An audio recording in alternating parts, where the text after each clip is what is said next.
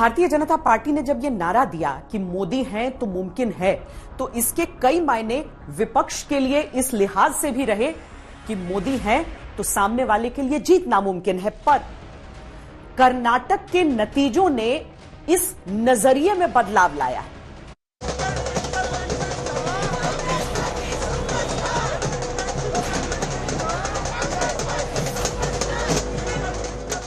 ज्यादा से ज्यादा विपक्षी दल एकजुट होंगे तो वो देश के हित में होगा। बजरंग बली हैं, हनुमान जी वो बीजेपी से नाराज। उन्होंने नफरत की सियासत को ठुकरा दिया और मोहब्बत की सियासत को अपनाया है। सोचना पड़ेगा कि ये सारे पैंतरे चलते नहीं है, काम करो। काम तो करते नहीं है वो। कांग्रेस ने चलाया, चाहे राहुल गांधी ने चलाया, चाहे प्रियंका गांधी या बाकी है, जो उन्होंने डेवलपमेंट, एम्प्लॉयमेंट के ऊपर, वेलफेयर स्कीम्स के ऊपर जो उन्होंने अपना नैरेटिव रखा और उसको लोगों ने वोट दिया, ये मैं समझती हूँ एक अच्छी खबर है।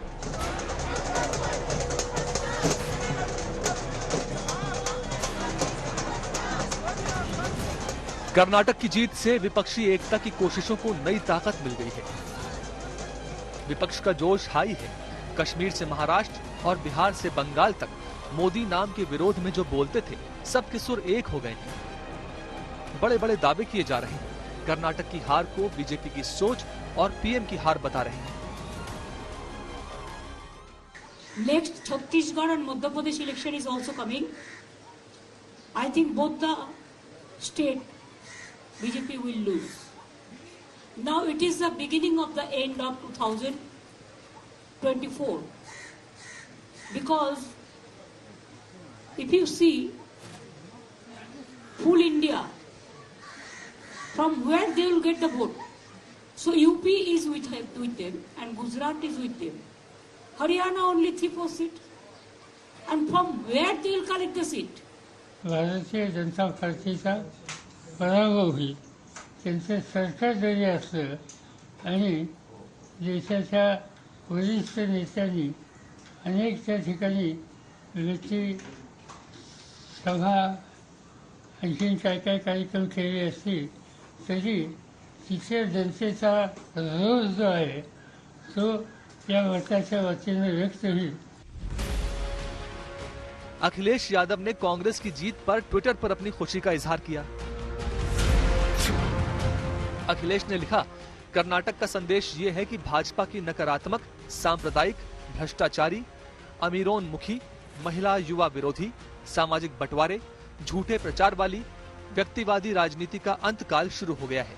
ये नए सकारात्मक भारत का महंगाई, बेरोजगारी, भ्रष्टाचार और वैमनस्य के खिलाफ सख्त जनादेश है। कांग्रेस की खुशी तो समझ में आती है, लेकिन सवाल उठता है कि अखिलेश क्यों खुश हैं?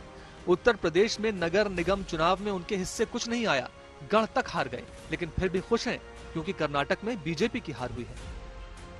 दरअसल ऐसा सिर्फ इसलिए क्योंकि पस्त हो रहे विपक्ष के लिए कर्नाटक में कांग्रेस की जीत संजीवनी की तरह है। बीजेपी के हाथों सियासी मुश्किलें झेल रहे तमाम विपक्ष में मानो जान आ गई है। इसीलिए उन्हें सोचना पड़ेगा कि ये सारे पैंतरे चलते नहीं है, काम करो। काम तो करते नहीं है वो, तो बिना काम किए उल्टे सीधे उस पे लड़ते हैं और वो चलता नहीं है। जनता जो है, जनता काम मांगती है। बहुत कोशिश की सिचुएशन को कम्युनलाइज करने की, यहाँ तक कि उन्होंने बजरंग बली को भी बीच में लाया, मजहब को बीच में लाया, हिंदू मुसलमान लाया। प्राइम मिनिस्टर ने भी इसमें बहुत ही जो है बढ़ चढ़ के हिस्सा लिया, सिचुएशन को ज़्यादा से ज़्यादा रिलीजियस लाइंस पे लेने की।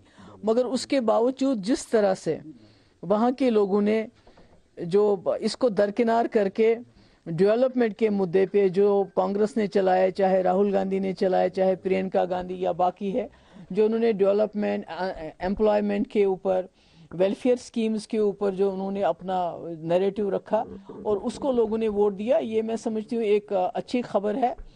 क्योंकि अगले साल पूरे मुल्क में इलेक्शन होने वाले हैं और जो मुल्क के हालात हैं, दिन ब दिन जो है मुल्क की जो जमहूरी कदरें हैं वो ख़त्म की जा रही हैं, भाईचारा जो है वो ख़त्म किया जा रहा है। तो मुझे लगता है आज कर्नाटक से एक अच्छी उम्मीद की किरण नज़र आ रही है।